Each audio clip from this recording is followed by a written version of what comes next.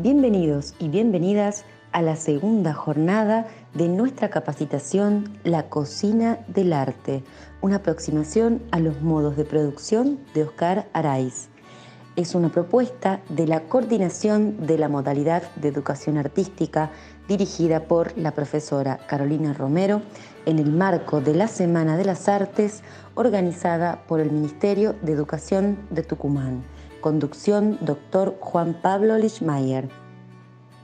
Esta propuesta tiene como finalidad generar un espacio de reflexión y aprendizaje en torno a las prácticas artísticas específicas del autor Oscar Araiz.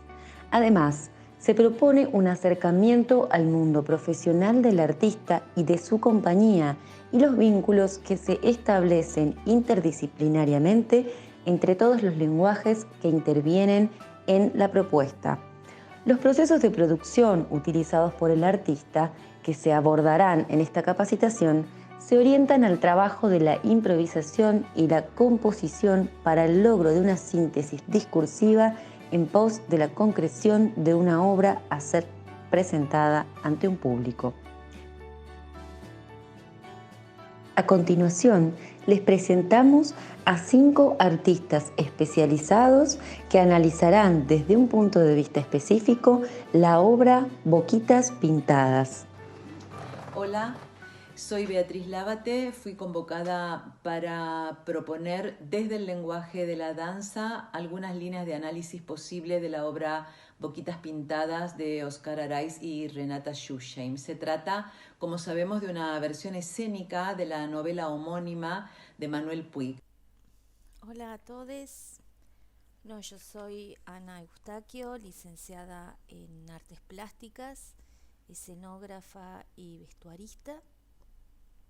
Y me convocaron para contarles, para plantearles e invitarlos a pensar la puesta en escena de Boquitas Pintadas del maestro Oscar Araiz desde las artes visuales. Hola, ¿qué tal? Mi nombre es Claudio Luna, soy músico de la Banda Sinfónica de la provincia y he sido bailarín del grupo de danza contemporánea de la provincia ya en sus inicios hace más o menos unos 20 años atrás, en aquel momento donde había sido encomendado a la maestra Beatriz Lábate la construcción de dicho grupo, ¿no? Al comienzo de toda esa gestión. Y bueno, y estoy invitado para la capacitación La Cocina en el Arte, un acercamiento a los modos de producción de Oscar Araiz. Y bueno, yo propongo para esta jornada, en este encuentro, hablar acerca de cómo el maestro Oscar Araiz usa el universo sonoro, el universo musical de Boquitas Pintadas. Hola, ¿qué tal? ¿Cómo están? Soy Martín Falsi, artista invitado por el lenguaje audiovisual para la capacitación La Cocina del Arte, un acercamiento a los modos de producción de Oscar Araiz. Y voy a proponer analizar herramientas y recursos que tienen que ver con el audiovisual, justamente, por un lado en la imagen, el cambio de plano, transiciones, zooms. Hola, mi nombre es Isabel de León, soy licenciada en teatro. Mi aporte es una mirada desde la teatralidad de la obra Boquitas Pintadas de Oscar Araiz y Renata Schussheim. A continuación, compartimos un encuentro entre los 5 artistas y el maestro Oscar Araiz y Yamil Ostrovsky, asistente personal del maestro. Bien, bueno, antes que nada quiero agradecerles esta invitación. Estoy muy feliz de ver a los amigos y de conocer a los nuevos amigos. Y me parece una reunión bastante privilegiada y me gustaría que Yamil se presentara. Sí, yo no lo voy a presentar, él es grandecito ya. Sí, acá estoy. Gracias, maestro. Bueno, mi nombre es Yamil Ostrowski. Asisto al maestro desde hace más de 20 años y con Boquitas Pintadas precisamente tengo una experiencia muy particular porque fui el asistente en el estreno y en todas las reposiciones que se hicieron, y en alguna de esas versiones hasta fui intérprete. Entonces, Boquitas la tengo vivida de muchas maneras diferentes, y siempre es una fiesta y es un placer. Y agradezco muchísimo esta invitación a participar acá, y espero ser de utilidad para todo este análisis de este trabajo tan querido. Bueno, me parece que es muy importante aclarar que esta producción de la cual vamos a hablar hoy está codirigida con otra persona, que es Renata Schuschheim, y que viene de la plástica, de la pintura, del dibujo, del color, y también de las artes del espectáculo, porque ya en sus exposiciones ella utiliza los perfumes, utiliza situaciones teatrales, o sea que ella es de la banda de los que se mezclan. Y justamente eso a mí me parece muy divertido, perder nuestros límites y no saber bien dónde comienza uno y dónde termina el otro. Eso realmente es muy excitante cuando trabajamos en un equipo. Yamil lo sabe bien. Ya nadie sabe quién es el autor de nada. Entonces eso es un caldo de cultivo muy estimulante.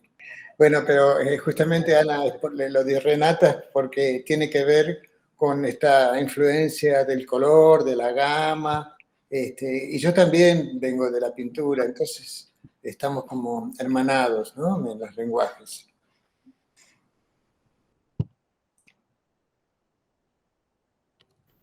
Bueno, un poco por ahí venía mi pregunta, ¿no? ¿Cómo es ese encuentro, ese encuentro de trabajar con otro, ¿no? Porque acá cuando dice versión de, es la versión de ambos. Entonces, eso también habla de cómo se construye esa puesta a partir de esas miradas de los dos. Entonces, un poco, más allá de lo que yo veía, sí me parece interesante poder contar cómo es ese encuentro, ¿no?, entre ustedes dos. Entonces, eso también habla de un poco de las decisiones que se toman, y uno puede entender un poco más desde adentro, desde la cocina, y hacer como un análisis más sensible, ¿no?, a la hora de mirar esa apuesta que tiene que ver con una construcción. Entonces, bueno, un poco preguntar eso, cómo es ese encuentro de ustedes dos para este producto. Sí, cómo no, y además también me das pie a explicar cómo se gestó y cómo arrancó Boquitas Pintadas. Bueno, para empezar, Renata y yo pertenecemos a una generación que es como la de Manuel Puig, un poco, se crió en el cine. Así que tenemos ese lenguaje como modélico. Ella en lo que hace, que es lo visual, y yo desde la danza y lo teatral, pero que como el cine se sintetizan, se mezclan, es como una alquimia, es como una cocina. La palabra que acabas de utilizar es la que yo siempre uso. Es realmente una cocina donde nos permitimos mucho equivocarnos, ¿no? En la cocina las comidas se queman o quedan crudas, ¿no? Entonces le puso mucha sal. Bueno, hay errores, y sobre esos errores es donde realmente uno va construyendo y edificando una construcción que en este caso justamente comenzamos haciendo una adaptación escénica, respetando al máximo la estructura de Puig y los tiempos de Puig, de la manera que están distribuidos, porque no son lineales, y seguimos esa no linealidad. Entonces es bastante mágico el resultado, porque lo no lineal no es ilógico, tiene toda una racionalidad Y esa racionalidad está en la proporción, en el contraste, en la continuidad, en las interrupciones, en las velocidades de los diálogos, de las voces de los personajes.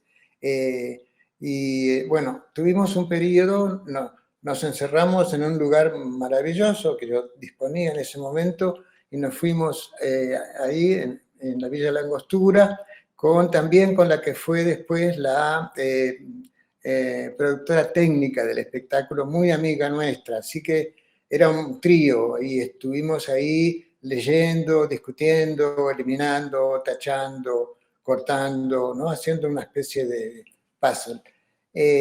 Fue apasionante el grado de... Estábamos muy reconcentrados y con un marco paradisíaco, pero fue excitante el proceso, muy, muy, muy interesante. Y éramos como chicos jugando, ¿no? Que el juego es otro elemento que ustedes saben, es fundamental en todo lo que hacemos en el arte, es fundamental ese elemento lúdico que provoca y permanece vivo y es una de las características que definen lo que hacemos también. Ahí cuando ya hubo varias versiones, por supuesto, íbamos como filtrando, y cuando avanzamos en la producción, y acá es algo que tiene que ver con el sonido, porque yo lo llamo sonido a lo que es musical, que para mí tiene una importancia enorme en todo lo que hago, porque el sonido es como un portal a un mundo, yo no sé si decir superior, pero algo que es difícil de explicar y justificar, porque es como la música, ¿no? ¿De dónde viene? ¿De dónde llega? ¿Qué es? No me quiero hacer el misterioso, no, pero realmente nos transporta emocionalmente el sonido, la música, ni qué hablar.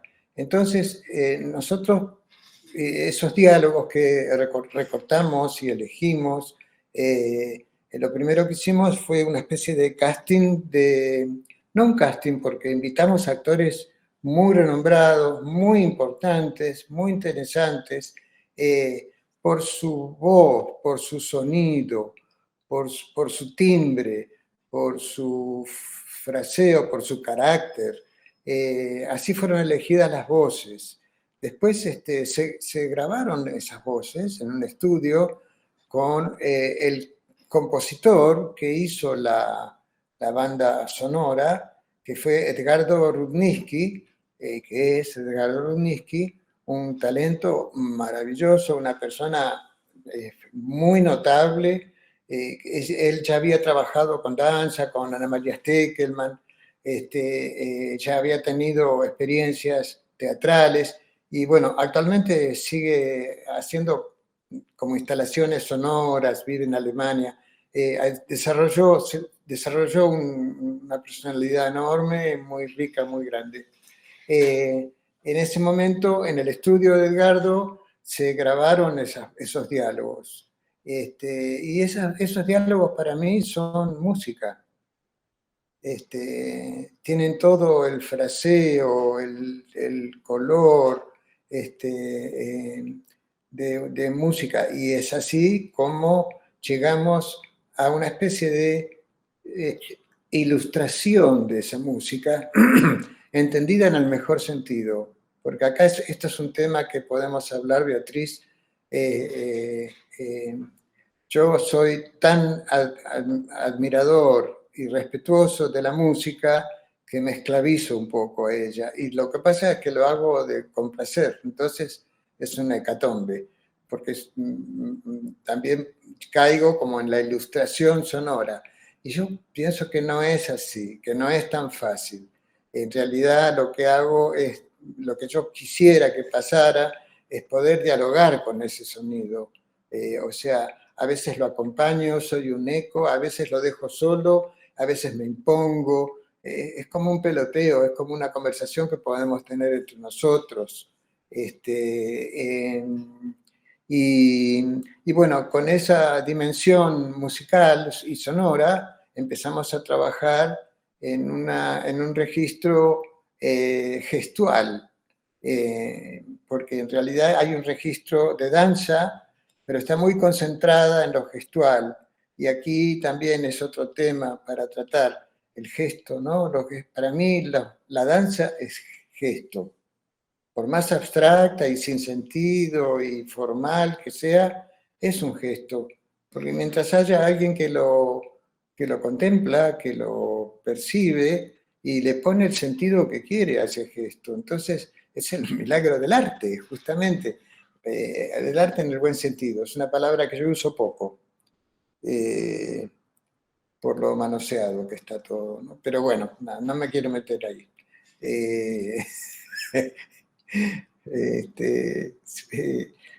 Bien, entonces ahí empezamos todo el tema del movimiento, que son pequeños, por ahí son, a partir de pequeños gestos, hago amplificaciones físicas.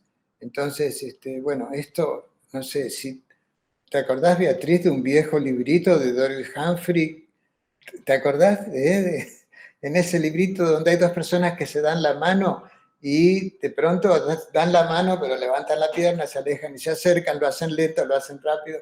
O sea, a partir de un gesto, hay todo un juego de estilización, para llamarlo de alguna manera, o de abstracción, porque también llega un momento en que el sentido del saludo desaparece y se convierte en otro sentido. Y eso es muy rico, es muy, muy, insinúa, sugiere cosas. Y ahí es donde hay la participación del espectador, que termina el círculo, ¿no? Le da un sentido a lo que está viendo, y hace su propio cuento, su propia historia. Es maravilloso. Bueno, nada, yo soy charleta, si me dan cuerda, pero me parece que es mejor parar y sigan ustedes y dirijan un poco ustedes, por favor.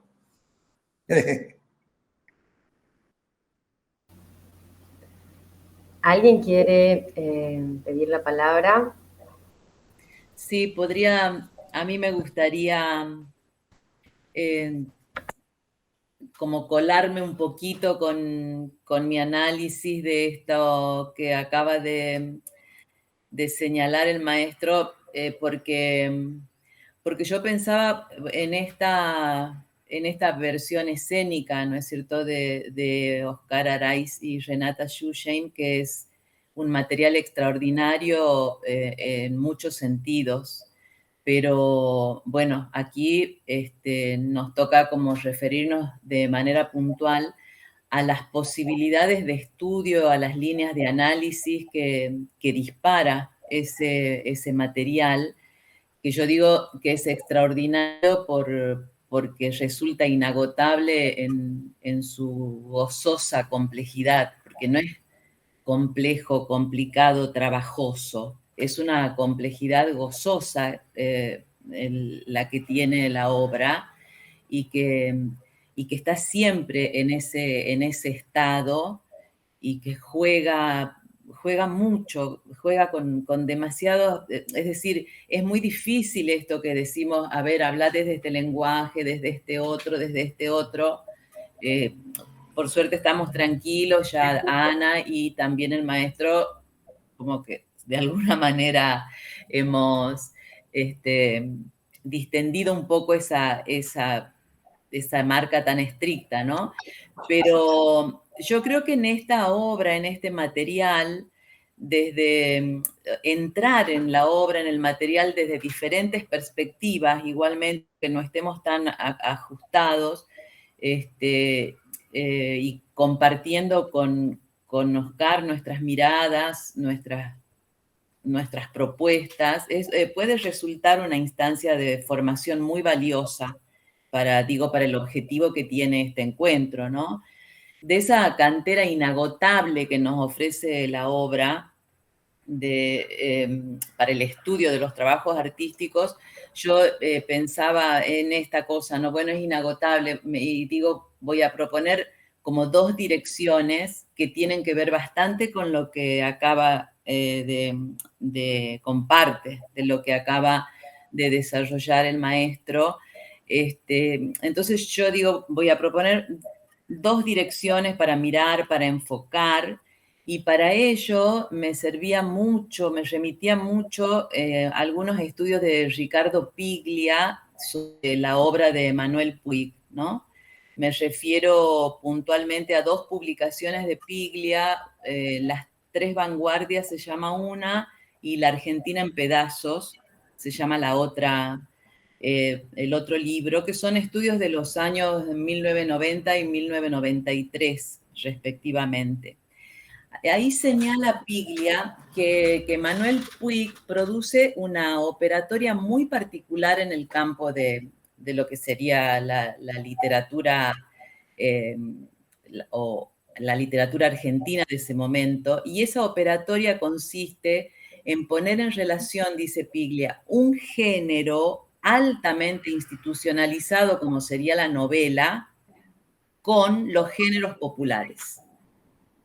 Y lo hace de manera muy singular. Puig encuentra técnicas narrativas en zonas ajenas a la literatura, como serían las revistas de moda, las necrológicas, las confesiones religiosas.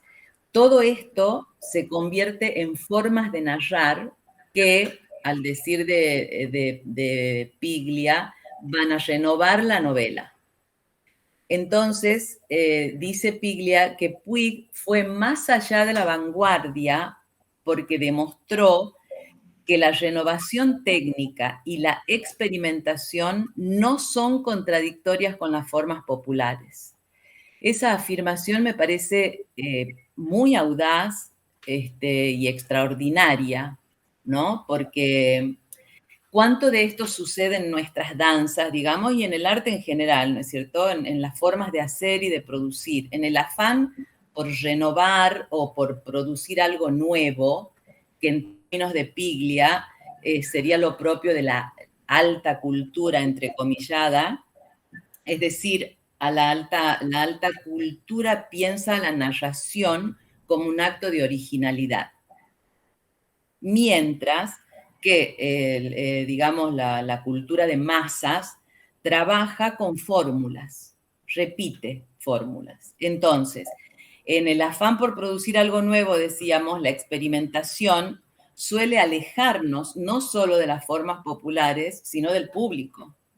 Esto es lo que suele pasar. Entonces, por eso digo que esa afirmación de Piglia es muy fuerte cuando dice que Puig encontró una manera diferente de producir ese juego entre esos ámbitos, ¿no? Y yo pensaba, en este sentido, bueno, la operatoria que produce Puig es extraordinaria, y pienso que si nosotros miramos desde esa perspectiva la obra de Arais y Schussheim, digamos, la obra produce, el trabajo de ellos produce la misma operatoria, ¿no? La misma conjunción extraña y única, que creo que por eso también, que parte de eso tiene que ver con ese suceder gozoso que tiene la obra, ¿no? Y yo, ¿por qué digo que ese cruce, ese encuentro, qué sería ese encuentro, ese cruce en términos de danza entre lo que Piglia llama la alta cultura y la cultura de masas, que sería el folletín, el cine, el radioteatro, la novela rosa, etcétera? En términos de danza, ¿qué sería? Si nosotros hablamos del estreno de Boquita, año 1997, hablamos de danza contemporánea del Teatro Municipal General San Martín, Buenos Aires, el Ballet de Danza Contemporánea del Teatro Municipal General San Martín. Es decir, que estaríamos como en el campo de la alta cultura dancística.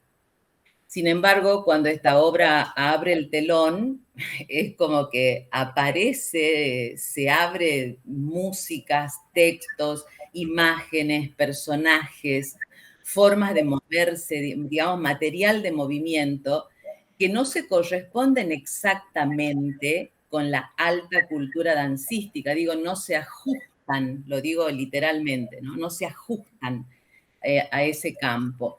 Entonces, esto se puede pensar en muchos aspectos de la obra, en muchos, pero voy a proponer uno solamente, ¿no? El material de movimiento. Y abro una pregunta ahí. Lo que nosotros vemos en Boquitas Pintadas como formas de moverse, lo que recién decía el maestro, el gesto, ¿no? Como material de movimiento, pregunto, ¿se corresponde con las técnicas tradicionales de danza, sea esta ballet, danza moderna o danza contemporánea?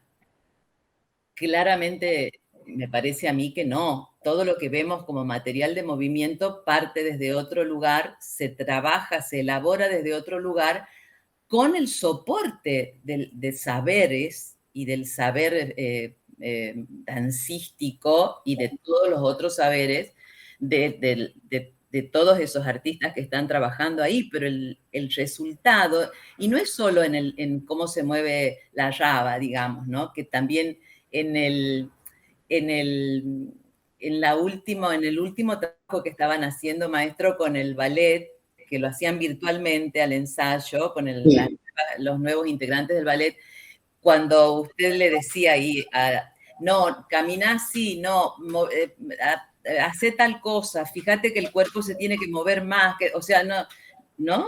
A la intérprete de la Raba. Sí, sí, sí.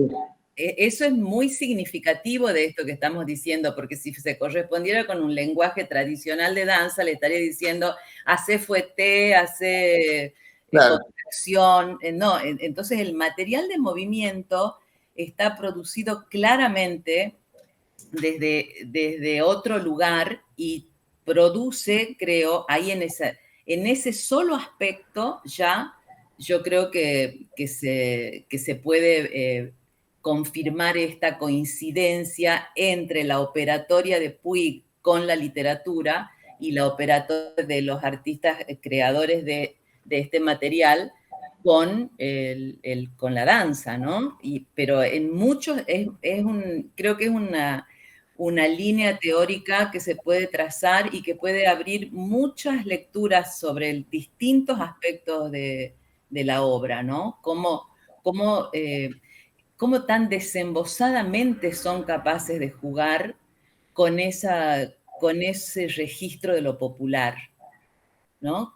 Cómo se pueden encarnar eso de una manera, como digo, no solo en el personaje de la Raba o en el del policía, que serían los personajes más populares, sino en todos los otros personajes, los monólogos.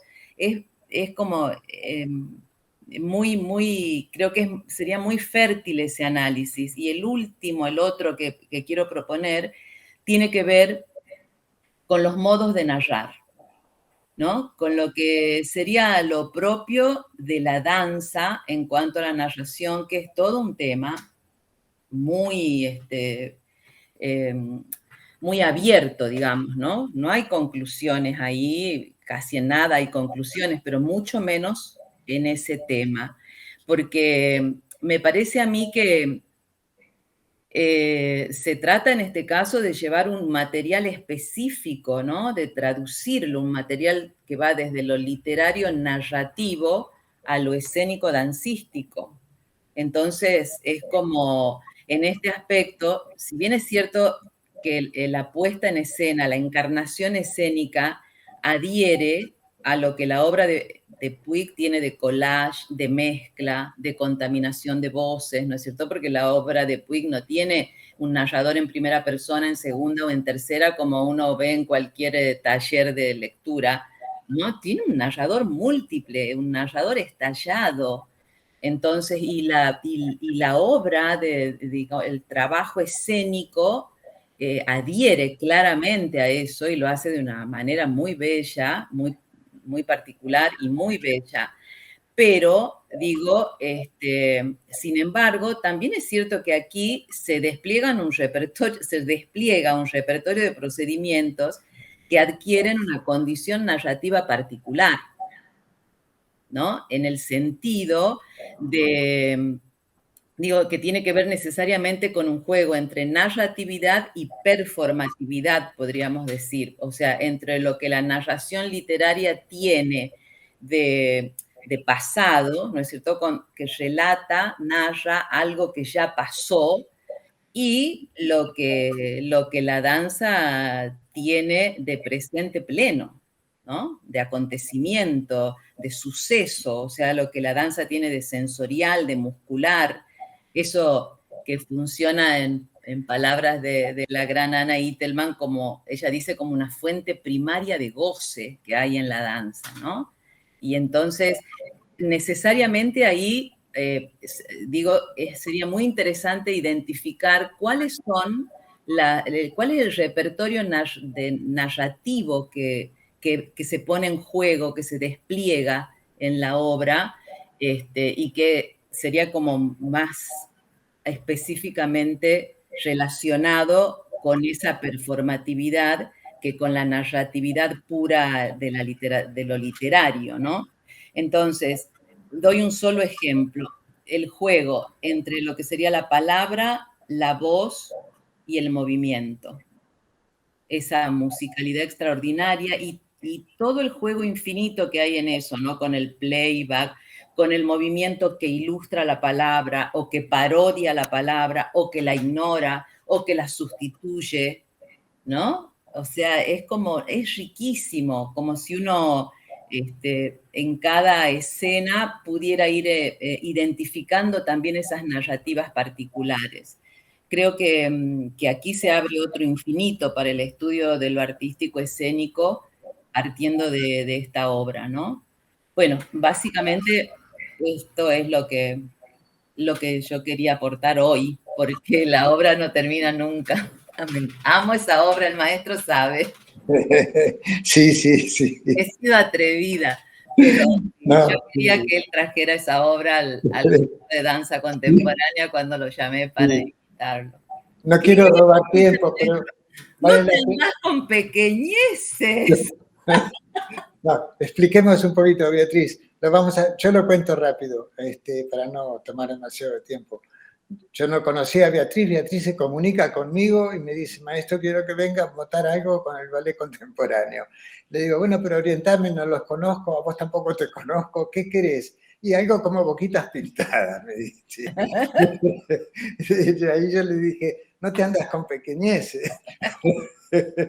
Pero tenía razón y después me di cuenta cómo era.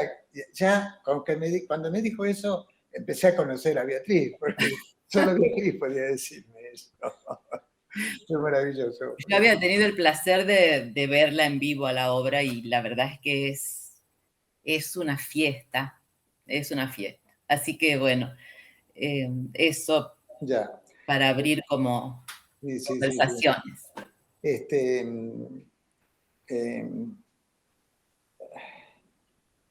Bueno, son maravillosos los comentarios de Piglia, son fantásticos, porque realmente es tal cual él lo dice. Yo cuando vi el libro y vi Boquitas Pintadas un folletín, dije, bueno, nos vamos a aflojar, vamos a jugar. O sea, él da una especie de permisión de entrada.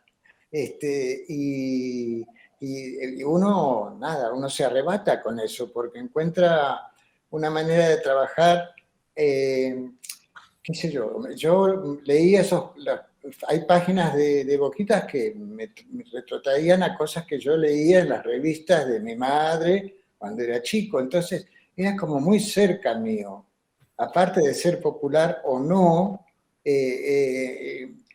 eran cosas que me tocaban como personalmente, palabras que yo había escuchado solo de chico, o frases que se usaban en una manera de hablar que ya hoy no existe.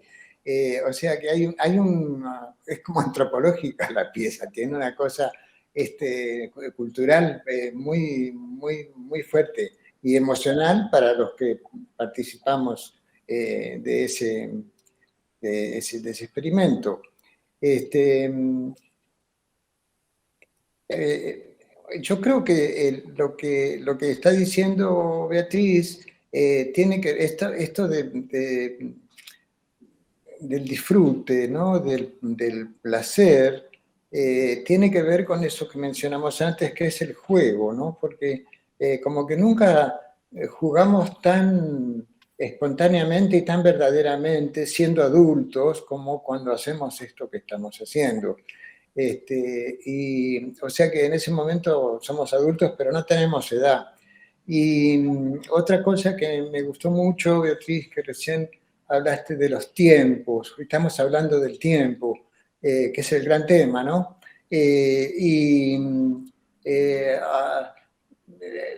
En las narrativas, por supuesto, hay cosas que ya han pasado y se van contando, se van narrando. Hay cosas que están sucediendo y que uno es testigo, y esa es otra narrativa. Pero de pronto hay fantasías que se introducen en tiempos que no existieron nunca. Entonces es como que te abre la tranquera a una... Bueno, es el teatro, ¿no es cierto, Yamil? Ayer en tu nota dijiste algo que siempre comenta Duvati, que es maravilloso, ¿no? Que una persona está haciendo algo delante de otras personas y todos entran en otro lugar y en otro espacio, donde están esas personas. O sea que es como revelador, es como revelador. Y Duvati lo expresa siempre muy, muy claro y muy bien, maravilloso. Bueno, nada, esa observación de los tiempos en respecto a las narrativas, ¿no? Quería como responder.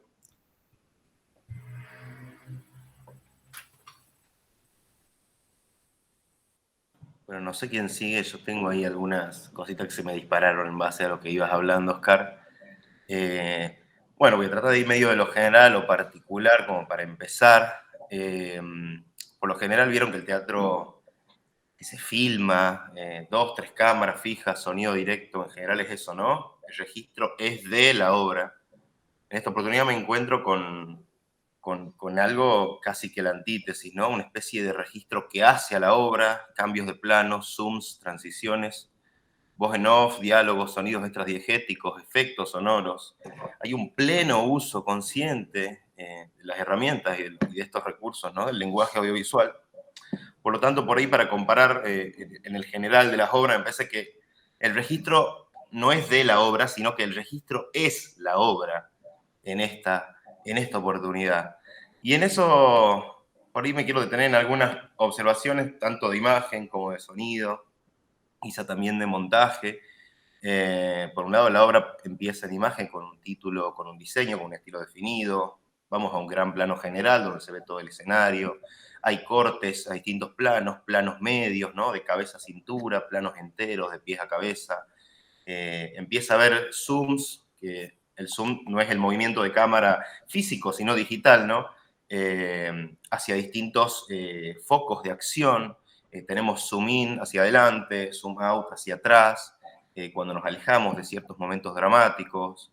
Y me parece que también hay un uso muy consciente de lo que es la profundidad de campo, ¿no? Planos conjuntos con personajes en distintas partes del escenario, que dan una clara evidencia de esta profundidad de campo, ¿no? En un mismo encuadre, a veces tenemos un personaje muy cerca y otro muy en el fondo, ¿no? Como para poder marcar esas distancias y esos juegos justamente espaciales, ¿no? Que Beatriz, por supuesto, contaba mucho mejor.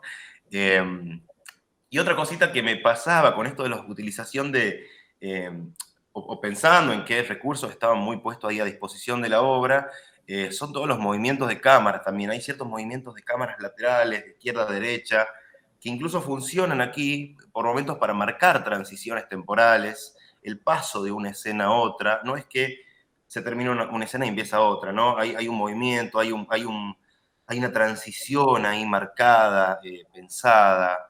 Y otra observación que también habían mencionado también es esto de que no hay casi elementos, no existen fondos, no hay decorados, no hay espacios, escenarios concretos, ¿no? No hay un living, una cocina, un patio, sino que están los personajes ahí solo, en conjunto, en un espacio mayormente indefinido, con algunos elementos, pero no definidos esos elementos, ¿no? Esas rampas, bueno, esos objetos que están ahí.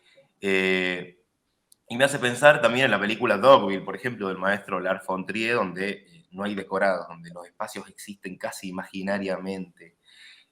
Hay reversas, hay un efecto rebobinado, hay una imagen que va hacia atrás, incluso también en efectos sonoros. Y ahí me despego un poquito de la imagen y voy al sonido. Como decía esto del portal a un mundo superior, Lucrecia Martel plantea siempre que qué pasa si pensamos nuestra película solamente desde el sonido, ¿no? Digamos, qué emociones despertamos desde ahí, nos despeguemos un poco de las imágenes y vemos qué pasa con eso. Al empezar a ver la obra yo intuía esto que estaba desapegado, y digo, ¿qué es esto que está desapegado? Y digo, no es que está desapegado, sino que entramos en la distinción de lo diegético, lo extradiegético. Solo para resumir, lo diegético es lo que sucede dentro de la diégesis, ¿no? De los personajes en escena, digamos, se escucha lo que nosotros estamos viendo, y lo extradiegético es lo que pasa por fuera. Y me parece que me da la sensación, ¿no? Como que todo el sonido de la obra está como fuera de la diégesis, menos los aplausos del final. Y ahí me quiero detener, porque es como que son parte de la diégesis, pero no están sucediendo en ese momento, ¿no? Porque es una creación, como bien decía Oscar, que vino antes, y eso también me llama la atención, cómo partís de ese sonido para después trabajar la gestualidad, los movimientos, la danza con ese ballet, y esa era una de mis preguntas al principio, pero ya medio que ahí la respondiste, ¿no? Un sonido compuesto por voz en off, por diálogos, esto doblaje con actores, mucho foley, efectos sonoros, hay grillos, hay ladrillos de perros que acrecientan el drama, hay un tren que va como teniendo más velocidad cada vez en ese momento, tenemos un agua cayendo en el fondo, y además tenemos la música, la banda de sonido, ¿no? Diseñada por Elgaro. Entonces tenemos muchos elementos que por lo general no hay en una obra de teatro más que, como bien decía en un principio, más que el sonido directo, ¿no? Los actores hablando o la música diegética, ¿no? Porque es la música que suena en el escenario y que escuchamos, pero en este caso es todo como lo contrario de eso. Y esto que decías, ¿no? Me llamó la atención que el único audio quizás real de la sala posta son los aplausos del final. Y acá es como, no sé si es como que se rompe la cuarta pared, pero hay una cosa, ¿no? De que aparece el espectador, se pone en evidencia la presencia de esos seres existentes ahí reaccionando a esa obra, y se cierra este círculo, como bien decía Oscar recién, que da otra sensación, como que eso que estuvo desapegado no es que fue desapegado, sino que fue toda una creación, y al final se cierra un poco eso. Eso un poco para hablar de la imagen y del sonido, por ahí algunas herramientas del lenguaje que yo podría ir intuyendo. Y esto por ahí, bueno, contaste esto que primero trabaja en el sonido y luego trabajo. Por lo tanto, hay algo también de que los bailarines, ahí ahora pongo entre comillas, actuaron, ¿no? Sobre esa banda de sonora ya definida, o sea, fue completamente a la inversa, a través de esa banda sonora ponés a los bailarines, digamos, a trabajar esa gestualidad, esos movimientos, ese desplazamiento en el escenario. Eso es una pregunta que me hago. Y por otro lado me voy también al montaje, que el montaje es lo más propio que existe, ¿no? El lenguaje audiovisual. Y yo creo que acá existe un montaje interno evidente. Por ahí, mientras que en el cine los tiempos muertos, bueno, tratamos que no existen, gracias al montaje. En esta obra tampoco existen. No hay casi momentos de pausa entre las secuencias. Y hay un posible, me parece, montaje como paralelo de película, ¿no? Donde tenemos por ahí dos escenas distintas de espacios o de tiempo que se superponen. Y acá me parece que hay mucho de esos momentos de simultaneidad de las acciones, ¿no? A veces coincidentes en un espacio-tiempo. Por lo tanto, podemos decir que hay una traspolación de ese montaje cinematográfico en ese montaje interno dentro de la obra, ¿no? Y ahí me hago preguntas, bueno, eso, ¿por dónde se empieza a producir este registro de la obra? Desde el guión, barra libreto, no sé si decir libreto, guión, ya está contemplada esta puesta en escena, esta utilización de estas herramientas, de estos recursos. Bueno, cómo trabajó este ballet con estos actores que han puesto las voces, digamos, esa traspolación, complementación, digamos, entre ambas partes. Y otra pregunta, bueno, también, ¿cómo esa construcción sonora en vivo, ¿no? Si en vivo, ¿cómo fue ver esta obra en vivo, considerando que ese registro, uno al ver esta obra lo siente todo de postproducción, ¿no? Un trabajo posterior, detallado, muy preciso, con todos estos elementos que decíamos, en off, música, texturas sonoras, foley, doblajes. Entonces, bueno, me quedo un poco con estas preguntas, quizás he vomitado todo así muy rápido, Está pero muy bien. de la imagen, Muy bien. del sonido, del montaje, son algunas cosas que yo leía y me quedo con estas preguntas, ¿no? ¿Por dónde se empieza a producir este registro de esta obra tan compleja? Si esto está desde el guión y desde el libreto, si esto vino después. Y bueno, voy tirando eso como para pensar Bien. también en el lenguaje audiovisual, que es lo que Muchas gracias, vamos a Martín. compartir. No, Muchas gracias a gracias. vos. Gracias por tus observaciones, la verdad son muy, muy, muy ricas y bueno, revelan lo que, una de las primeras cosas que mencioné, ¿no? Que venimos como del cine y es como fue como el lenguaje que nos ha marcado de chicos, y seguramente es una actividad, el cine, que yo hubiera querido profundizar, pero seguramente no, las circunstancias no me dieron para eso, o no quise hacerlo porque de pronto me di cuenta que estaba como llevando el cine al escenario, y no fue un deseo, no fue una propuesta ni una investigación. Era algo que sucedió como naturalmente, o sea, también Boquitas tiene otros antecedentes de otros trabajos, Sí. donde ya se insinuaba esta narrativa, esta búsqueda de lo gestual, o sea, para mí los trabajos no son obras separadas, es como un largo ejercicio donde está todo más o menos encadenado y que constituyen la vida de uno, o la vida espiritual de uno, no sé cómo llamarlo. Y Boquitas está emparentado con otras cosas, de muchos, muchos años antes. Un fragmento de un trabajo que se llamó Sinfonía, se llamaba Gestos, y eran solamente gestos, también rotos, repetidos, diseccionados, bueno.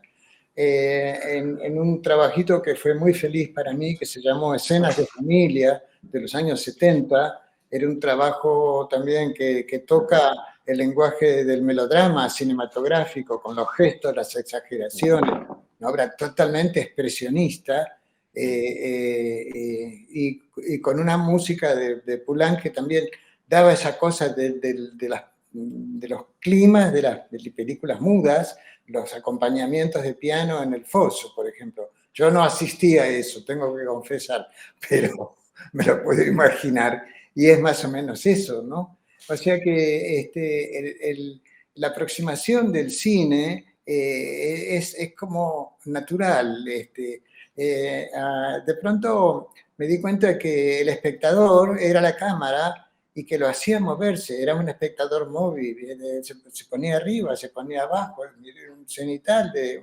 picado, contrapicado, hacía zoom, hacía todo lo que vos recién, Martín, mencionaste, está todo ahí. Pero te digo, no fue una propuesta de investigación, experimentación, es una cosa que surgió naturalmente, como una necesidad. También, por supuesto que esa no es la línea, creo que es la línea que más me interesa de todo mi trabajo, pero tengo otras líneas que son muy, muy diferentes, ¿no? O no, siempre hay una teatralidad, siempre hay una teatralidad, en las formas más puras y más abstractas y más despersonalizadas también. Bueno, ¿quieres que hablemos, Martín, de algún punto en especial de lo que dijiste? No, quizá esto, esto por ahí que ya habías contado, que la construcción sonora es previo, ¿no?, a la imagen, por ahí a lo contrario a lo que uno se esperaría. Sí, Y me parece que un poco de ahí ya se responden muchas preguntas, digamos, ¿no? Porque sí, ya teniendo esa base de alguna manera, bueno, el trabajo con los actores, con la danza, sí, digo, ya todo se va desencadenando de una forma quizá más orgánica. sí, Quizá siempre, la pregunta es si desde el guión o desde el libreto está contemplada de alguna manera algunas de estas observaciones de la puesta en escena, si se quiere, un poquito más cinematográfica, digamos, o si es parte de esa exploración donde fue surgiendo. sí. Surgió naturalmente, porque o sea, la palabra hecha sonido, básicamente, fue el disparador. Mm. Aunque previamente hubo la palabra escrita y estuvo el libro, Sí. cuando la palabra tuvo cuerpo, es cuando realmente empezó el trabajo. Y lo mismo me sucede cuando utilizo música. Es como que no puedo perder la música, porque es ella la que me lleva, la que me tira, la que me arrastra, la que me estimula, la que me empuja. Eh, entonces, para mí es un soporte el sonido, importantísimo. En este caso, el trabajo con las voces, ¿no? Y en realidad fue un trabajo que Chamil, que estuvo en el montaje, lo puede testificar. Fue fácil el trabajo en sí mismo. Fue complejísimo, porque por ejemplo, esto que mencionaste, simultaneidad. Hay varias escenas que nosotros los llamábamos paralelos. Claro. En cada objeto, que es como una camita o algo que se parezca o que se parezca a otras cosas también, hay como un espacio de un personaje y están todos haciendo lo que hacen desde tal hora a tal hora. Sí. Pero en esto está la luz, están las velocidades que hacen esos zoom y esas separaciones, ¿no? Como vos recién marcaste. El trabajo del zoom es maravilloso, ¿no? Es un ejercicio que yo trabajo mucho con los alumnos, o por lo menos lo explico, a veces no lo hacemos tanto en la práctica, lamentablemente, pero qué sé yo, si hay un grupo de gente que se mueve rápido y hay uno quieto, naturalmente que el zoom está en el quieto, en el que no se mueve, y viceversa, ¿no? Es un trabajo con el contraste, que es justamente el contraste, el elemento crucial, ¿no?, en los lenguajes. Entonces, Y funciona muy bien para enfocar ciertas acciones, ¿no? sí. Incluso me parece que esos efectos sonoros también, ese foley, ese tren, esos grillos, digo, como que generan también un ambiente Sí. súper rico, digamos, e interesante, ¿no? Distintas capas de lo que está pasando, no solo lo escuchamos hablar, no solo es la música, digo, hay toda una construcción mucho más compleja de eso. Sí, me hiciste acordar recién en la escena de la violación, Sí. que se va poniendo cada vez. Ahí es el tren, el tren que acelera, Ahí que es están ruidoso. los ladridos, están los perros. Los ladridos de los perros, Sí, tenés razón, sí, perdón. los perros empiezan como cada vez más fuerte, más fuerte, más fuerte. Como que se están peleando los perros y cada vez sí. Sí. Entonces eso crea una violencia sí, total. Que no podés soportar. Sí, a mí me pasó que cuando nombrabas todo el tiempo pensaba en esto de los paralelos que está nombrando el maestro. Como que era claro ahí. Y por otro lado también entiendo cuando empezás a hablar cómo por ahí en cine o en esas producciones los sonidos se agregan después y potencian lo que está sucediendo. Y cuando nosotros en el montaje ya venía todo preparado, armado, no estaba posterior, sino que uno trabaja con eso ya escuchándolo. Sí, en la inversa, total. Exactamente. Entonces, entiendo como que la lógica, uno dice, bueno, es al revés, en verdad. Bueno, se filmó la escena, se grabó, y después en postproducción le agrego los perros. Acá ya estaba todo antes del ensayo. Que es un poco, perdona que te interrumpa, es un poco la metodología del cine, solo de la animación, ¿no? La animación primero se hace toda la construcción sonora y en base a todo ese esqueleto, a toda esa musicalidad, ya nos vamos al stop motion, al dibujo o a lo que sea, ¿no? Bueno, en este caso tenés que pensarlo por ahí de esa manera, ¿no? Sí. Porque recibimos todo. Y como decía el maestro, realmente los ensayos fluían. Y aparte, una vez que se comprendía el código, porque es un código, quitas en sí misma, más rápido fluía y más rápido se entendía por dónde era que se estaba narrando y se estaba trabajando. Y una cosa que quizás también, esto de tanta precisión, uno a veces dice, bueno, tanta precisión a veces como que da miedo a que sea algo rígido, duro. Y al contrario, esa precisión igual permitía una emoción, no solo para el público, digo, para los intérpretes. Te daba el tiempo dramático, teatral, de transitar esas situaciones. Por más que la banda esté grabada y siempre duraba lo mismo, igual entrabas y entras en situación y en emoción. No es que, digo, en función uno dice, bueno, por ahí en lo teatral, bueno, a veces el texto un poco más rápido, un poco más lento. ¿Qué pasa si está grabado y es fijo? ¿Voy a llegar igual a la emoción? Sí. En este caso sucedía siempre. Y es algo que también es maravilloso rescatar y destacar. Que no es que porque esté grabado previamente va a ser ajeno o no voy a llegar a entrar. No, total. Por eso te digo, era algo como inicial de la obra, ¿no? Che, qué raro esto, está como desapegado, pero después te das cuenta que no es que está fuera de la diégesis, sino que es parte de eso, y que, bueno, es esa que es al contrario, como estábamos diciendo. Exactamente. Sí. Y bueno, y el montaje siempre es una fiesta. Realmente, claro, porque es un placer esto de cuando se comprende el código y empezar y ahí vienen también las propuestas desde los intérpretes, ¿no? El ida y vuelta, y el jugar, y el llevar las escenas, y profundizarlas, y enriquecer los personajes. Es algo siempre enriquecedor para todos. Sí. Excelente. Estamos preparando junto a Yamil justamente un solo que tiene estas características. Se llama Malandra. Y está hecho con música de Mauricio Kagel. Es un tango, pero es un tango hablado, actuado, gritado, roto, desmenuzado. Es una pieza muy particular. Y realmente los ensayos con Yamil nos estamos divirtiendo tanto que no podemos trabajar prácticamente. Bueno, lo lúdico va a servir igual para la creación. Sí. Después saldrá. Totalmente.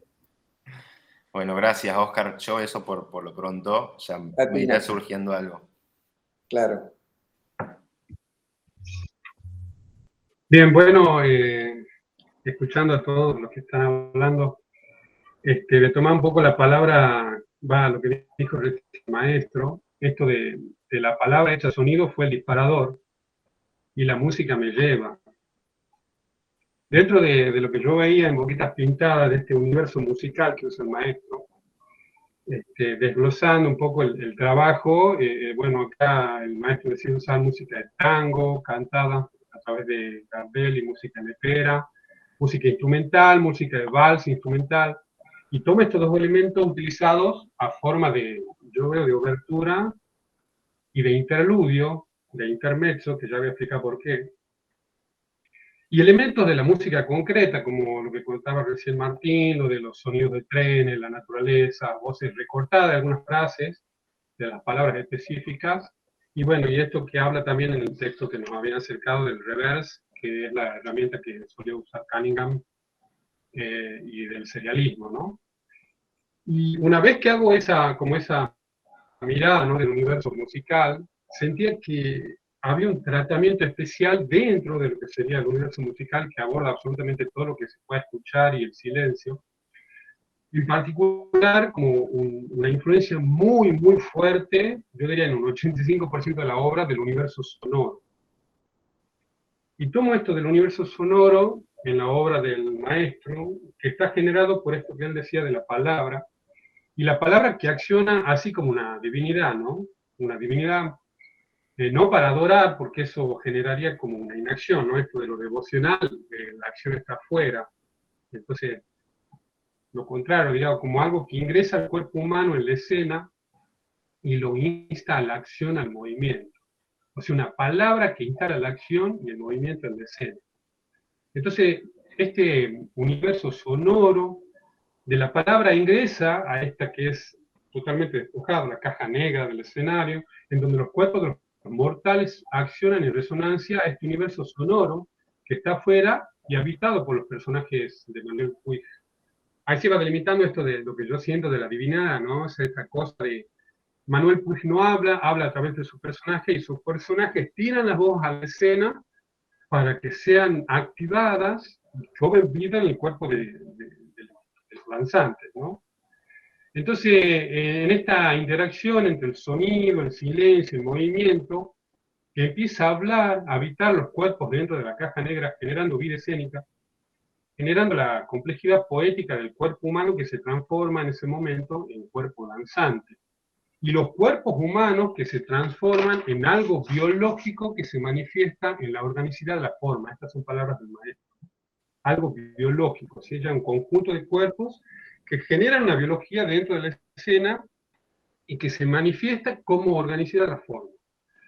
Cuando pasa esto, todo esto genera ya una arquitectura viva. Acá estamos hablando de algo que genera vida no solo en el cuerpo de los danzantes, sino en la interacción de ellos, y que yo vinculo mucho con este concepto de la armonía en la música. O sea, la complejidad estructural me lleva a mí a generar momentos donde pueda emanar la emoción, ¿no? Entonces la palabra propone desde afuera tiempos y ritmos que la línea del movimiento de los cuerpos empieza a habitar, con los mismos principios que se aborda la construcción melódica en la música. Los tiempos y los ritmos lanzados hacia la caja negra generan cambios de altura en el espacio corporal y cambios de desplazamiento y profundidad de los cuerpos en el espacio escénico, guiados por la anacruza, el acento y la desinencia, que son propios de la palabra, y sus interrelaciones que generan frases del discurso de Manuel Puig. Llevan al fraseo de una melodía corporal propia y singular de cada cuerpo danzante, manifestada también en la danza de los labios que genera el playback, pero no en la sincronía de los labios buscada como una simulación donde el que produce el playback es víctima de él, como pasaría en esa década, por ejemplo, y década anterior con Michael Jackson y Madonna, esta cosa que ellos no manejaban, digamos, 3 horas de función, bailar y cantar, en un momento le decían al productor, no más. Y bueno, resuelven la grabación y la simulación para poder danzar, y esto es totalmente tomado desde otra forma, por el contrario, por el maestro, donde la sincronía de los labios buscada no como simulación, como dije, donde el que lo hace es víctima de él, sino como afectación que genera una danza interna, afectando también la línea del cuerpo que se ve, generando una arquitectura poética que se despliega en la escena y que viste a la caja negra. En este momento van a ver cómo siento yo que los cuerpos y el manejo que tiene el maestro, el movimiento se relaciona mucho, como acabo de decir, a esta cosa de la melodía. Entonces, en donde esta cosa que tiene la palabra, de anacruza, acento, desinencia, como genera la melodía, también genera esta cosa del movimiento. Doy un ejemplo, por ejemplo. Sus ojos se cerraron y el mundo sigue andando. Sus ojos se cerraron y el mundo sigue andando. Estas dos cosas de la palabra y la palabra cantada genera experiencia interna totalmente distinta. Entonces, eso que hace la música a través de la melodía es muy claro en algunos elementos que usa el maestro, que por ejemplo están en el Work and Progress, donde él explica, por ejemplo, cuando dice uno de los personajes, y Blancas tiene las piernas blancas, y va a la tienda sin medias, los ojos claros, celestes. Esta cosa de las anacruza, acento y desinencia, que se ve en el trabajo después de uno de los chicos, de los intérpretes, donde, no sé, dice y, esa cosa como la anacruza y blancas, tiene las piernas blancas, y va a la tienda sin medias, los ojos claros y celestes. Esta cosa hecha así más o menos por mí, yo hago un paralelismo en esa forma de trabajo que define toda la obra, en donde el tratamiento de la palabra y esta cosa de la evidencia genera movimiento y genera una expresión que genera emoción. La misma función que cumple la melodía en la ópera, por ejemplo, ¿sí? Donde tengo la estructura y la melodía de los solistas genera la emoción en el público. Bueno, después de esto, que el maestro genera la arquitectura poética que se despliega en la escena, dije anteriormente, que viste la caja negra, aparece por ello y se nota el trabajo conjunto de Oscar Araiz con Renata Suchein, en donde los dos amantes de la línea del dibujo diseñan una escenografía viva, de lo que siento, ¿no? Que es llevada, vestida y desvestida, articulada y desarticulada, por los cuerpos danzantes, generando la arquitectura habitada por el movimiento, la luz y el color, como la armonía que genera la estructura en donde se desarrolla el universo musical. O sea, esta cosa del desplazamiento de la escenografía portante, el cuerpo danzante, y el movimiento en la escena de todo esto generaría para mí la misma, como un efecto de similitud, la misma función que tiene la armonía dentro de la estructura musical, digamos. Entonces, en Boquitas Pintadas de Oscar Araiz, el cuerpo danzante genera y ocupa el lugar de la melodía, generada por el vacío intencional de la palabra hablada desde fuera, ajena a esos cuerpos que intentan atraparla en un deseo interminable que no se detendrá hasta que ella, la palabra, se detenga. Pulsos, ritmos lanzados por este universo sonoro de los personajes de Manuel Puig, que como demiurgo creador lleva a los cuerpos danzantes a generar la escena, a materializarla en este yugo poético armonizado por Oscar Araiz, que hace carne viva, que hace encarnar el alma de la obra literaria Boquitas Pintadas. Y bueno, me venía esta imagen hacia el final, esta cosa de voces como de una radio lejana, resumen de pulsos y ritmos de toda la obra, en una arquitectura cerrada, en una melodía libre generada por la acción funcional de Raba quemando las cartas de Juan Carlos, cerrando la última luz en la escena, que depende de un último movimiento, que depende de una última y libre melodía, ¿no? Esta cosa del final, ¿no? Donde ya todo lo que pasa se remite a un solo elemento, que es el cuerpo danzante, en esta cosa de esta última y libre melodía, en la acción simple y funcional, ya desprovista casi de toda influencia al final, en el apagón, que la luz misma es manejada por el mismo intérprete, ya no de afuera, de todo este universo que de afuera, todo se circunscribe al elemento de la herramienta, que es el danzante, el intérprete. A la palabra escrita que se quema, a la palabra escrita que se hace humo. No, a la palabra escrita. Así termina Puig. Y por último, para terminar, así termina. Ah, sí, sí, no llegaste, leí algunas cosas de él, pero... Sí, pero es lo que acabas de comentar, es exactamente eso. Buenísimo.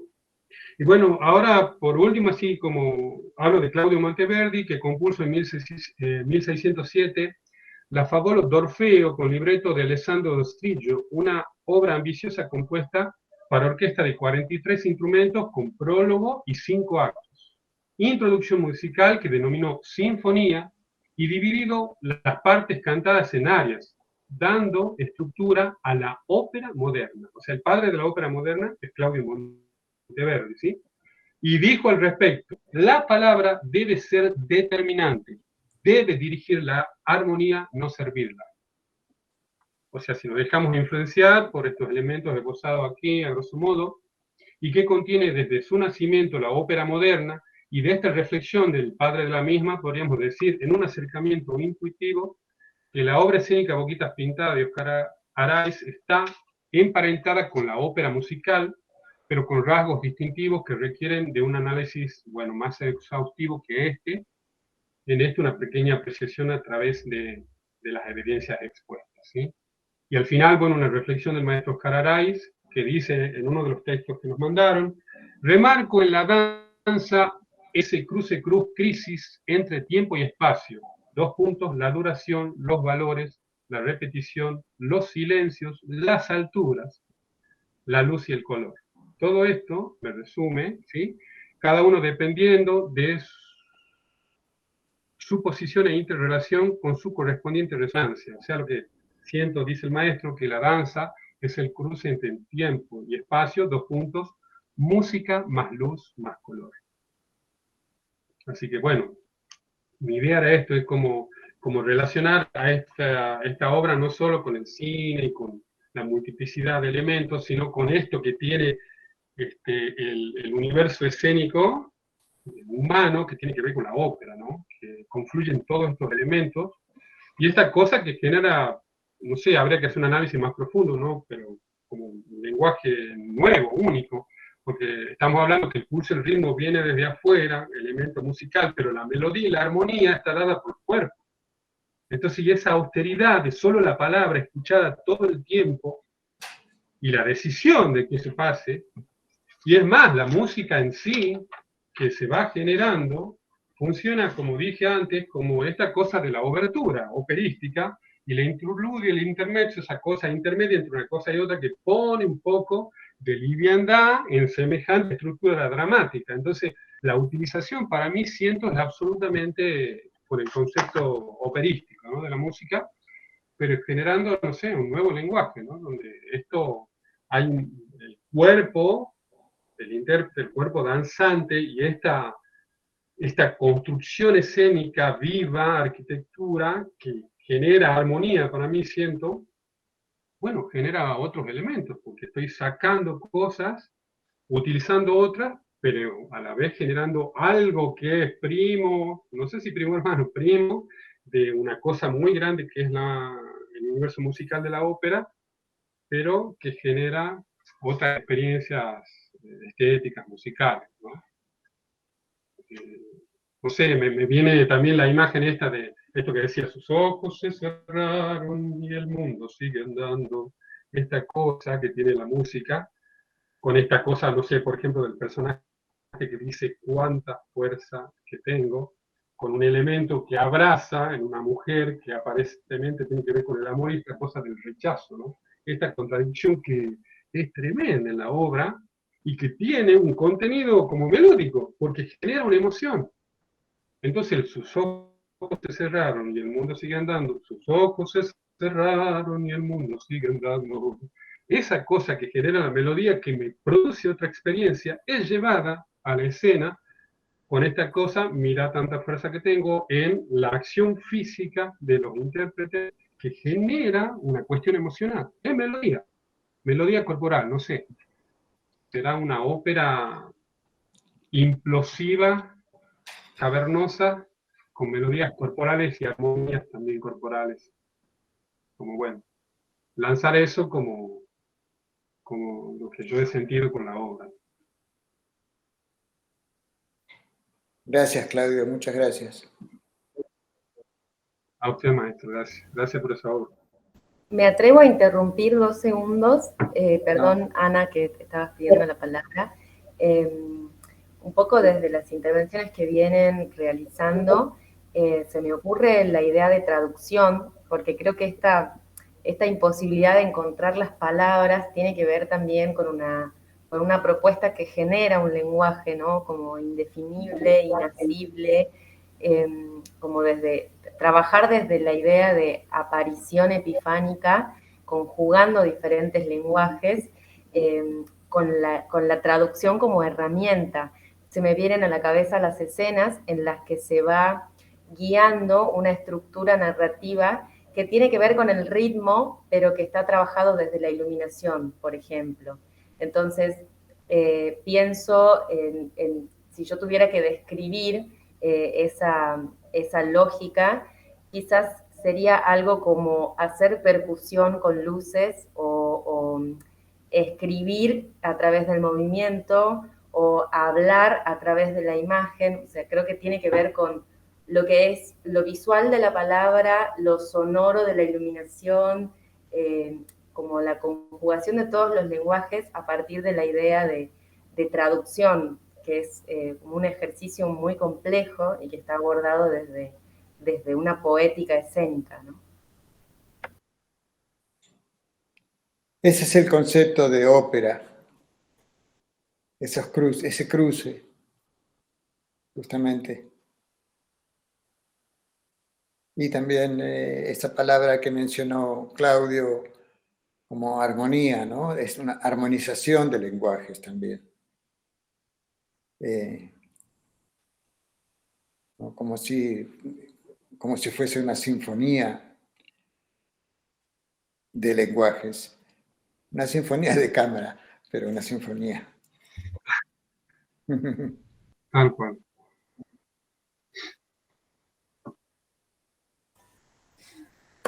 Bueno, yo quería un poquito trabajar más cercana al concepto de la imagen y de las artes visuales. Me interesa tener en cuenta, en términos de análisis, en el libro de Rubén Schumacher, de Lo Incapturable, que ya el nombre es maravilloso porque las artes escénicas tienen eso de incapturable, más allá del registro, ¿no? Esto que dice Beatriz, yo la he visto ahí, la emoción que he sentido en ese lugar.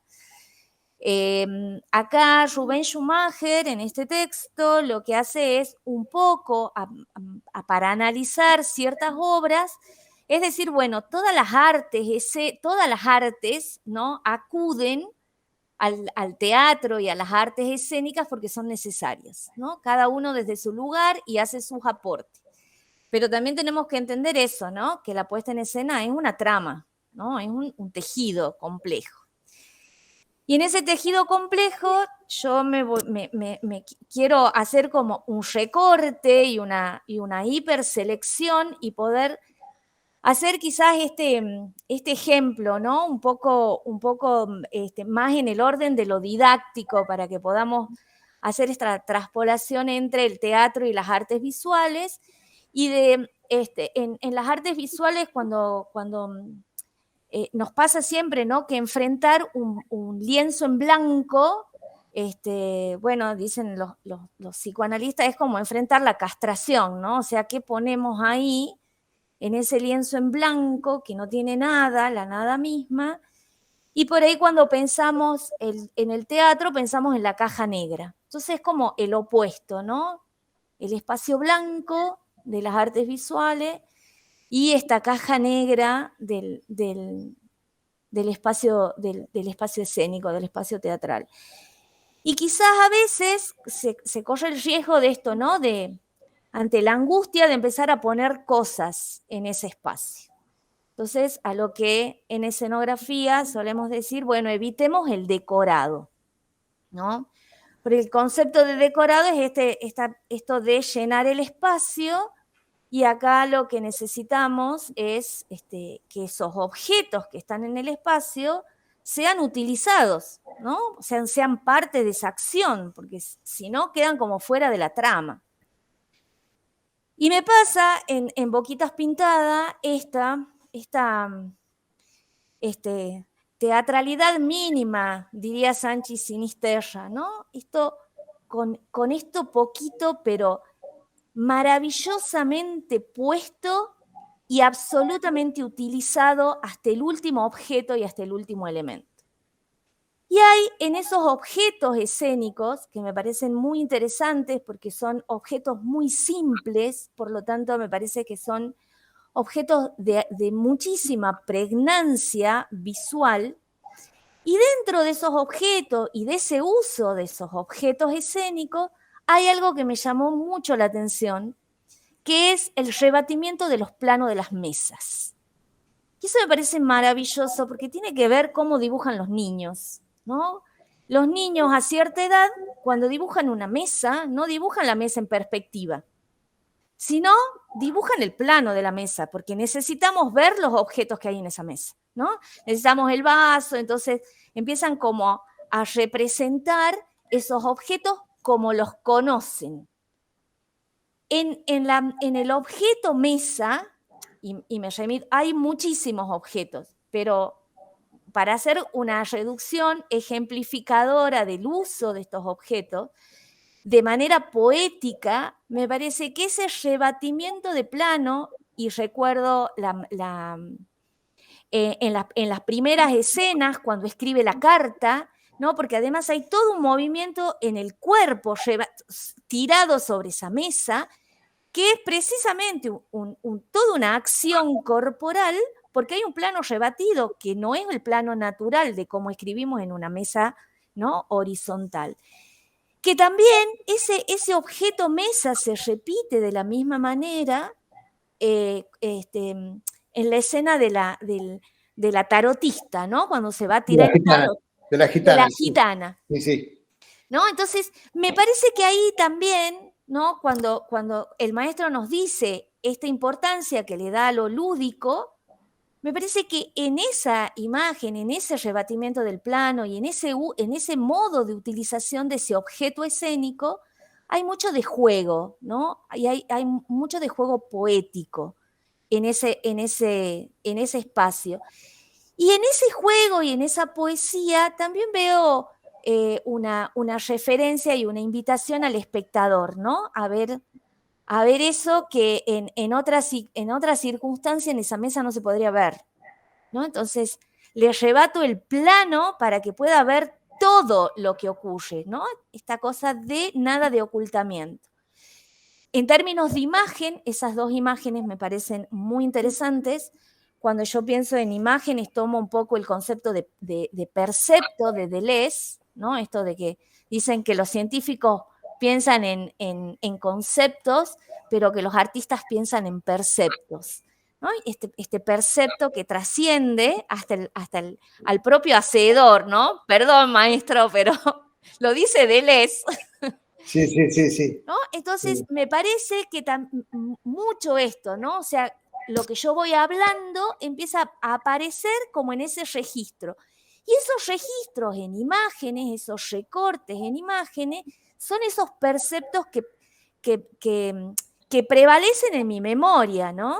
Como estos recortes de los planos, dados por la luz y por los objetos.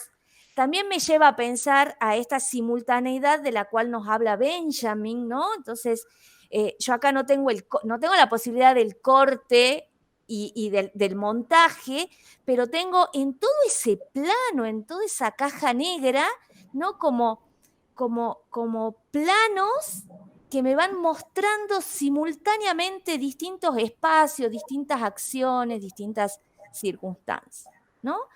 Si yo tuviese que pensar esa escena, ese percepto, digamos, de esos cuatro planos, que también se repiten, ¿no?, con las viudas, se repiten en otros momentos, y son cuatro planos de luz, cuatro planos, cuatro escenas, ¿no? Pienso en esta posibilidad que le doy al espectador en un mismo espacio ver distintas situaciones.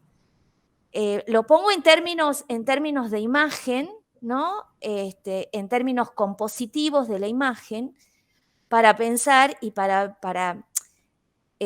ver cómo desde las artes visuales podemos hacer como esos recortes. Me parece que el concepto, el término percepto es el término más acertado cuando nosotros miramos desde las artes visuales una puesta en escena. Hay que usarlo, hay que usarlo más, ese concepto. Sí.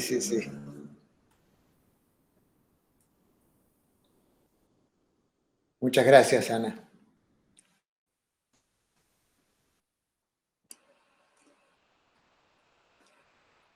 Bueno, ¿sigo yo?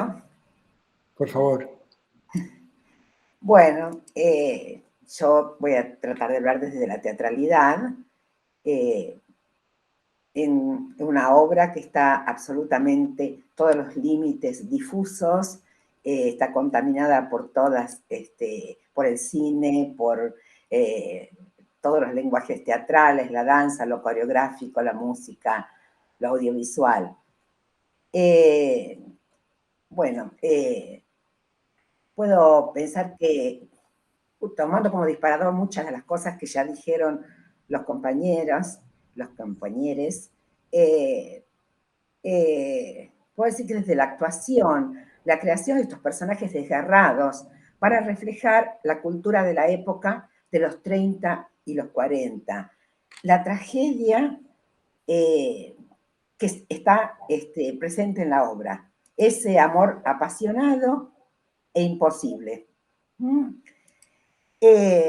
Entonces, a partir del lenguaje de la danza y de lo sonoro, va a incorporar la teatralidad, va a incorporar el relato.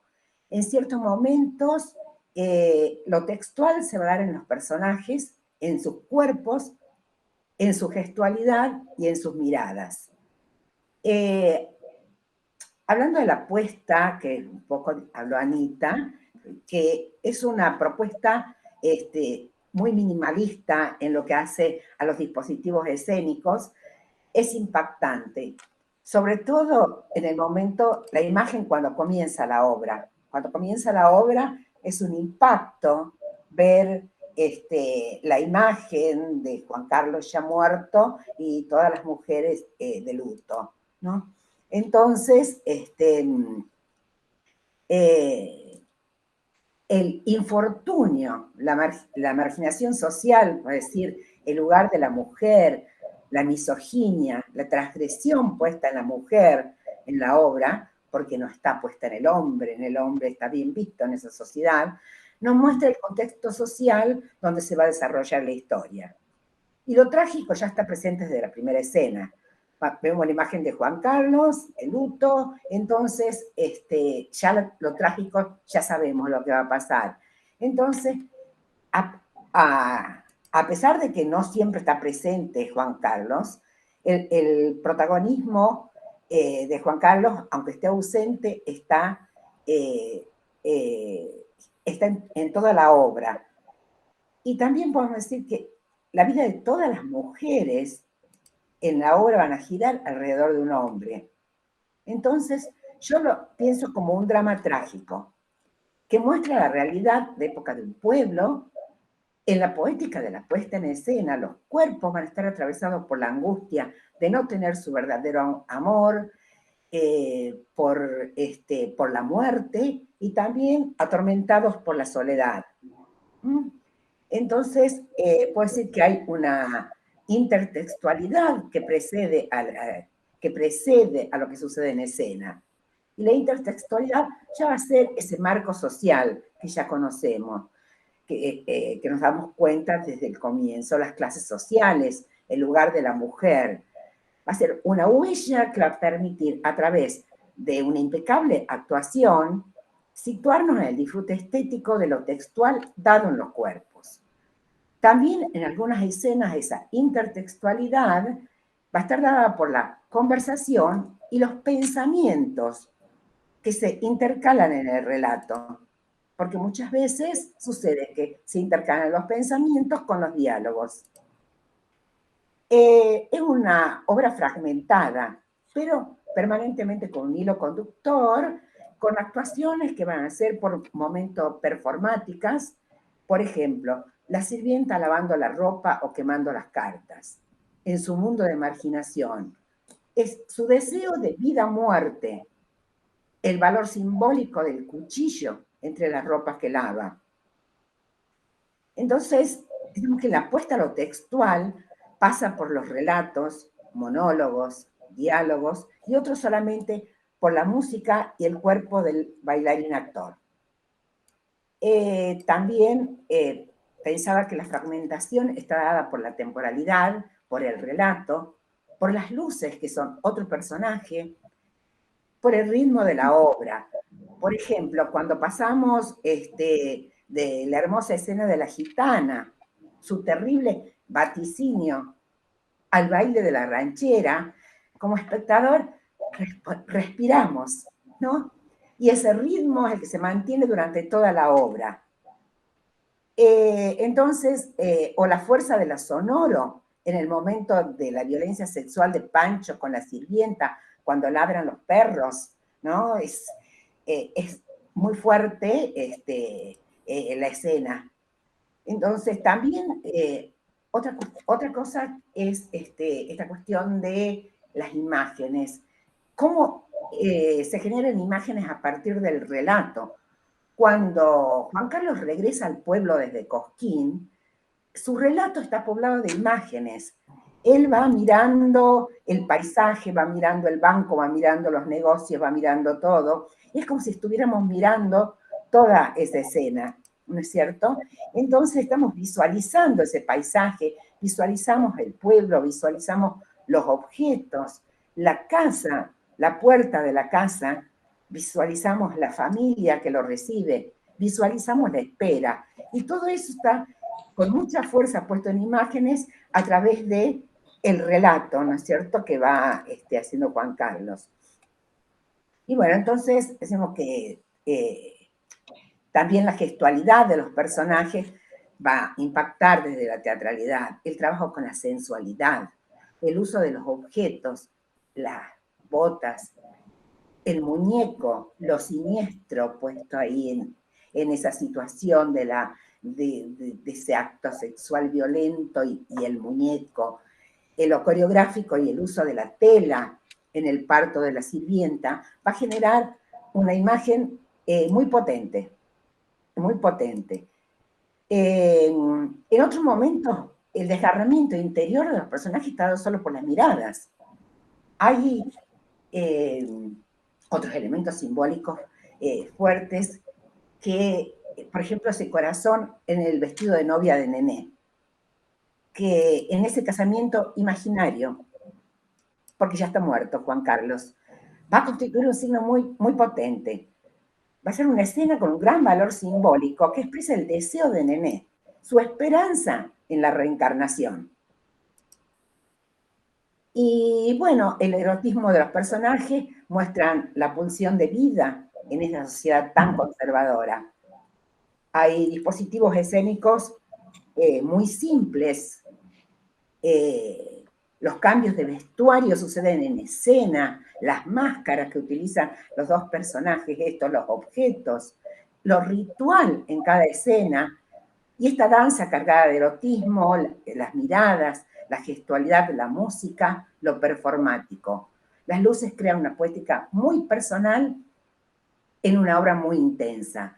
Entonces, muchas veces cada fragmento es una performance que produce una ruptura y maneja un ritmo sonoro y un ritmo temporal con la escena siguiente. Bueno, hablando un poco de lo que dijo Anita, volvemos al percepto, pero no podemos olvidarnos también del afecto, ¿no? O sea, cómo a través de ese percepto nos sentimos afectados por la obra, ¿no? Que es lo que habla esta dualidad de Deleuze de percepto-afecto. Bueno, podemos decir que esta obra se amplifica, explota y nos brinda como espectador un instante estético maravilloso para nuestra existencia. Así que muchas gracias, maestro. Gracias a ti, Isabel. Muchas gracias. Interesante, muy interesante. Sí, observación.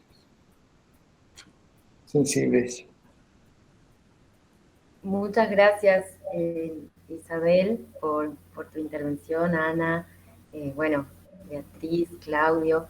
Me gustaría darle la palabra a Yamil, si es que quisieras contarnos un poco de tu experiencia y de cómo ha sido el proceso de trabajo. Sí, con todo gusto.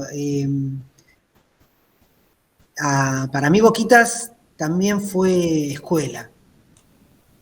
Fue un montaje con el que aprendí muchísimas cosas, muchísimas herramientas, ¿no? Desde mi primera relación concreta con la fonomímica,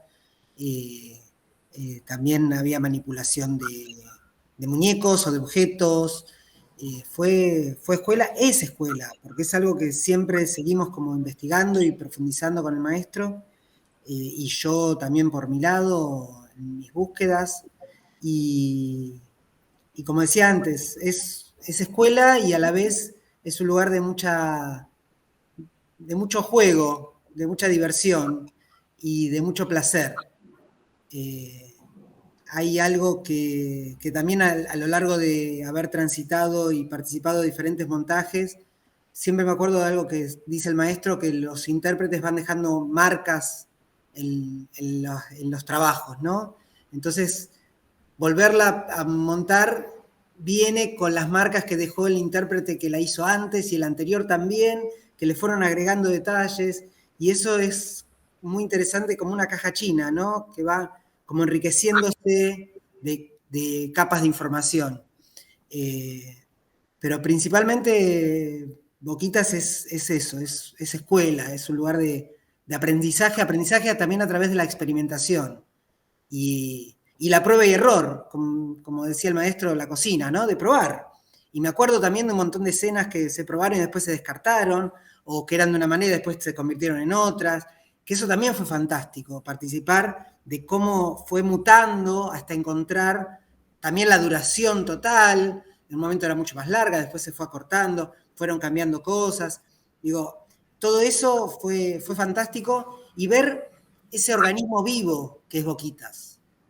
Y también participando desde adentro, no es que uno dice, bueno, hay protagonistas y coro.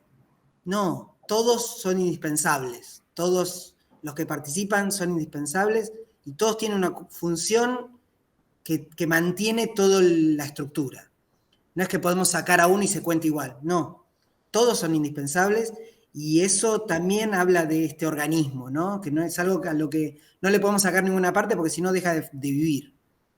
Y es fantástico participar de eso también como intérprete. Como que uno siente que realmente es como, no es, bueno, soy coro, estoy yo, somos dos, uno más, uno menos, es medio lo mismo, no. Acá realmente todos son indispensables y funcionales. Y eso me parece que también habla muy fuerte de lo que es Boquitas y de su estructura y de su organismo como ser, que tiene una vida. Y agradecerle al maestro de compartir siempre esto conmigo, invitarme a participar, y a ustedes por la invitación a participar de este encuentro tan interesante con tantas reflexiones tan profundas. Así que gracias.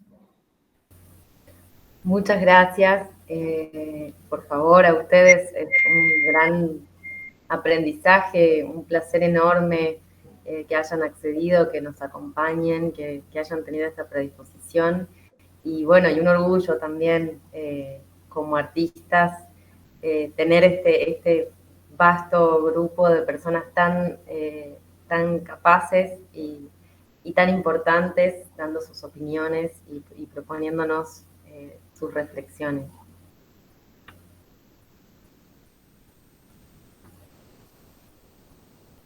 Me parece que estamos en condiciones de ir buscando el cierre, si es que les parece. Me gustaría, si es que alguien tiene alguna, que le haya quedado pendiente algún aporte o alguna, algo. Una pregunta. Sí. Al maestro Oscar Aránz. ¿Por qué eligió un hombre para el personaje de la madre? No lo sé. Creo que porque tenía un intérprete que daba algo de lo que yo buscaba, un perfume que no sé, no lo analicé, no sé con qué tiene que ver esa ambigüedad.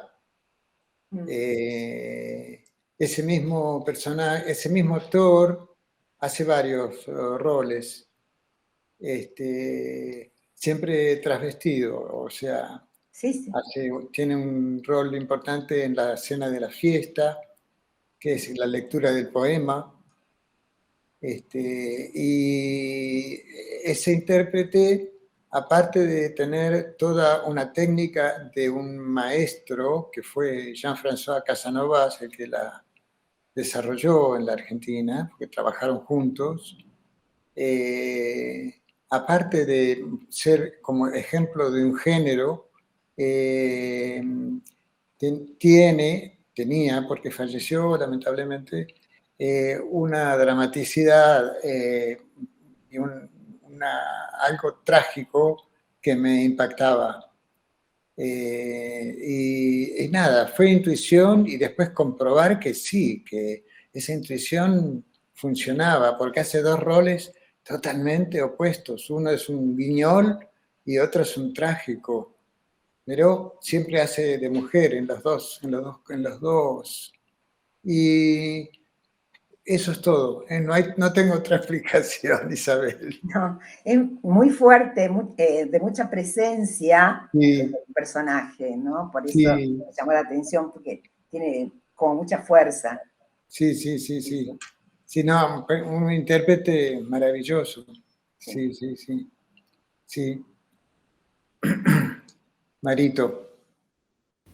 Mario. Muchísimas gracias. Gracias a ustedes. Y muchas gracias, maestro. ¿Hay alguna otra pregunta que haya quedado pendiente por parte de alguien?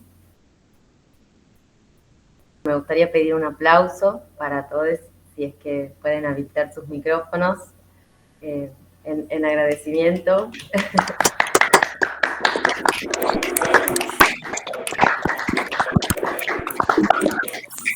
Y bueno, ya vamos a estar comunicándoles la fecha en la que se va a publicar y el material en cuanto esté. Así que bueno, muchísimas gracias. Bueno, Gracias a todos ustedes. Muchas gracias. Mil gracias por este encuentro. Hermoso. Gracias a todos, hasta la próxima. Gracias. gracias, compañeros, y muchas gracias, maestro, por compartir este tiempo con nosotros. Gracias. Gracias. Hasta aquí hemos llegado con la segunda jornada de la capacitación La Cocina del Arte, una aproximación a los modos de producción del maestro Oscar Araiz. Les invitamos a continuar con la evaluación de la misma a través del aula virtual de la página de Formar. Muchas gracias.